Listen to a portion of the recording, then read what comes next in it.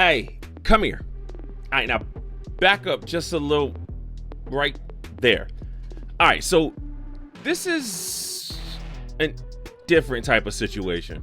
I was preparing to do my weekly episode of 5 Minutes with an Indie. Make sure you go like and subscribe and view all the previous episodes here, there, and everywhere, blah, blah, blah, blah. The game I was going to play and preview this week for episode 62 of 5 Minutes with an Indie ran into a bit of an issue. The game I'm referring to is called Shadowsarealive by Futura Games, published by thegamepublisher.com. Now, this game is a 4v1 multiplayer thriller slash horror slash strategy game in the same frame as Lethal Company and Content Warning and those types. You know that popular kind of trope that's going on right now? It's like that, right? You and your teammates are battling the Shift. The Shift is a shadow-like creature that ultimately tries to capture the kids that you're characters of, and you got to defeat them by doing tasks and getting out of the certain maps around or in the game. All that was fine and well, right? I was ready to go, ready to give it to you, ready to do the stuff, right? That was until it was brought to my attention that the game's server seeding period ended. So effectively, I have a multiplayer game that's based around these multiplayer elements that I can't play with anyone else.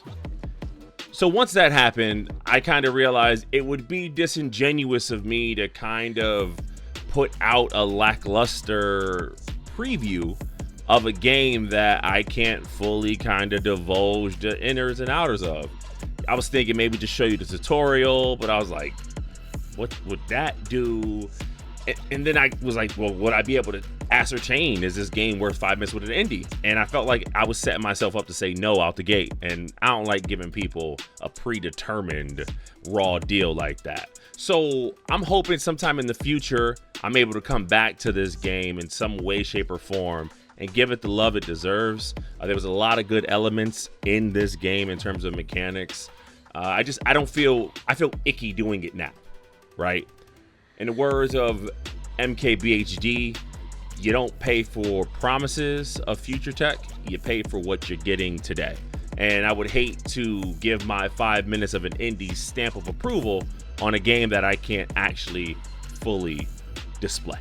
So with that being said, that was what had happened with the planned game. But in a situation where I'm always taught that if you learn how to pivot, you can never be stuck in it, and we got something new. There's a game that I've been following for some time.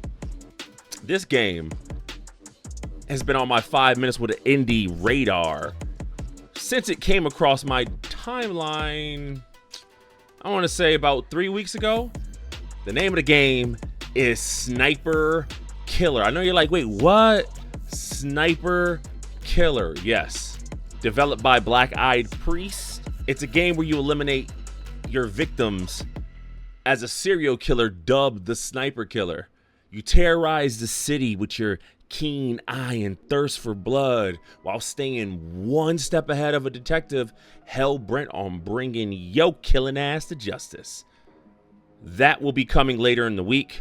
I just wanted to get this out now for those who are going to be waiting for that episode to drop. So if you're viewing this, ta-da!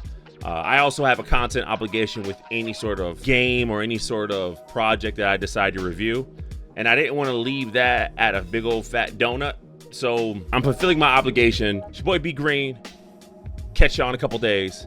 Make sure you follow on the socials at B Greater Than on X, B Green on Blue Sky, that guy B Green everywhere else. Peace.